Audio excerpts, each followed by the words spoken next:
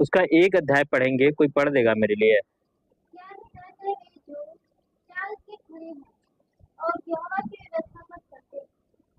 हाँ, यहाँ पे परमेश्वर ने 19 अध्याय में लिखा हुआ है, मूसा ने ये लिखा हुआ है, मूसा के द्वारा परमेश्वर ने लिखा है, क्या ही धन्य है वे लोग जो, आप सभी लोग बैठ जाए, जो खरे हैं, जो विश्वास के क्या हैं, खरे हैं, और विश्वास के साथ क्या करते हैं, परमेश्वर के मार्गों पे चलते हैं। वो लोग क्या हैं, वो बहुत खरे हैं। उनके लिए हम एक और वचन देखेंगे, उसमें एक वृक्ष का उदाहरण है। परमेश्वर ने एक वृक्ष का उदाहरण दिए हैं, हमें दे के समझाए हैं। हम निकालेंगे गिनतियों 13 का 20।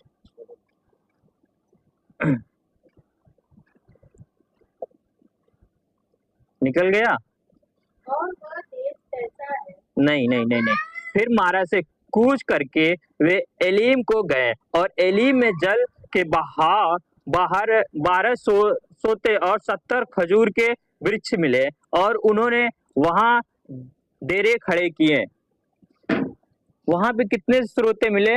12 स्रोते। और स्रोते क्या होते हैं? जल के स्रोते होते हैं, परमेश्वर के आशीष के स्रोते होते हैं, जहां से हमें परमेश्वर आशीष देता है।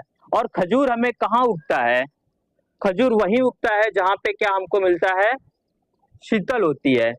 और खजूर की ये 2 विशेषता होती है। आप कोई बता सकता है खजूर की क्या विशेषता होती है?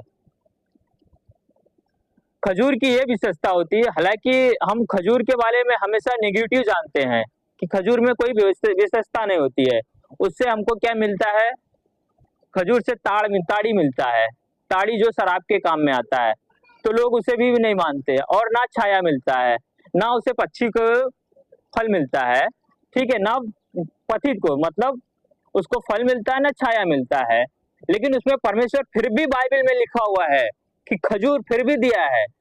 इसका मतलब कुछ तो विशेषता है उसके अंदर, तभी तो परमेश्वर ने खजूर का पेड़ हमें क्या किया है? दिया है। कि खजूर का वृक्ष क्या गया एग्जाम्पल में दिया है।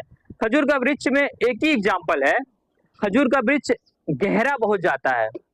जब वो इतना बड़ा रहेगा जमीन के ऊपर, इतना से जमीन के ऊपर रहेगा, तो 1 फुट नियर अबाउट 1 फुट जो है जमीन के अंदर रहता है।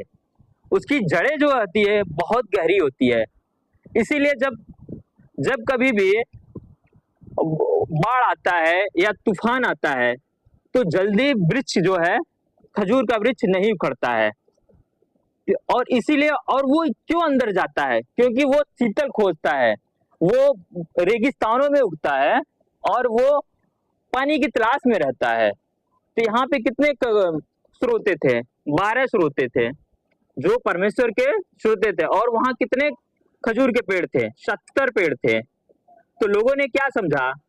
जो मारा से कूच कर रहे थे, मारा से कूच कर रहे थे मतलब मरी भूमि से कूच कर रहे थे, आ रहे थे वो लोग। ये उस समय की घटनाएं हैं, जब रेगिस्तान में इजरायली लोग चल रहे थे। 40 साल चले थे ना। 40 साल में आप समझिए उनके जूते फटे क्या? उनके कपड़े फटे क्या? नहीं, सारे एक ही थे, वही वो पहने हुए थे। ऐसा कहीं नहीं लिखा हुआ ना कि वो मार्केट में गए और कपड़े खरीदारी किए, ऐसा लिखा हुआ है? नहीं, वो मार्केट में गए, बेशक गए, लेकिन वो क्या खरीदने गए? वो खरीदने गए, भोजन के लेने गए। और उनको परमेश्वर ने मन्ना खिलाया था ना उनको परमेश्वर ने बटेर खिलाया। ऐसा नहीं, कहीं नहीं लिखा हुआ कि वो मार्केट में गए और वहां पे जाने के बाद वो कपड़े खरीद रहे हैं। नहीं, उनके कपड़े क्या हुए? 40 साल तक वैसे के वैसे रहे। और उनके जो है कि चप्पले 40 साल तक वैसे ही रहे। उनके जितने चीजें थी 40 साल तक खराब नहीं हुई, सब के सब क्या थी? बढ़ती रही, वैसी थी। 40 साल तक चला। 40 साल समय कम नहीं होता है, 40 साल समय कम नहीं होता। और खजूर के पेड़ में दूसरा एक और विशेषता होती है, वो उस पेड़ को हम देखते हैं रोड पे भी लगाया जाता है। बाबतपुर के आगे जाइए, डिवाइडर के बीच में लगाया जाता है। उस पेड़ के जड़ों को काट भी सकते हैं, लेकिन उस जड़ क्या करता है? जड़ बढ़ता रहता है, जमीन में जाता रहता है, उसको थोड़ा सा भी मिलना चाहिए, वो रीग्रोथ हो जाएगा, वो दोबारा बढ़ने लगेगा, ठीक है। और जब वो दोबारा बढ़ता है तो इसकी यही गुणवत्ता जो है हमें क्या करता है, वो आशीष का कारण बनता है, उसके जीवन का कारण बनता है, वो जीवित रहता है, इसी कारण से वो जीवित रहता है, क्योंकि उसे एक जगह से दूसरी जगह भी लोग लगा देते हैं और वो लगता है। और इसी तरीके से हमारा विश्वास भी होना चाहिए, हमारा विश्वास इसी तरीके से होना चाहिए। हमें ऊपर जो हमारा तना है, बेशक हमें लोग ऊपर से देख के कहें ये बेहद ही बेकार लड़का है, ये बेहद ही खराब है, इसका शकल भद्दा है, इसका चेहरा ठीक नहीं है, ठीक है, लेकिन वो अंदर से कैसा है परमेश्वर में हमें ये मायने रखता है, हमें ये मायने नहीं रखता कि वो भद्दा गाता है।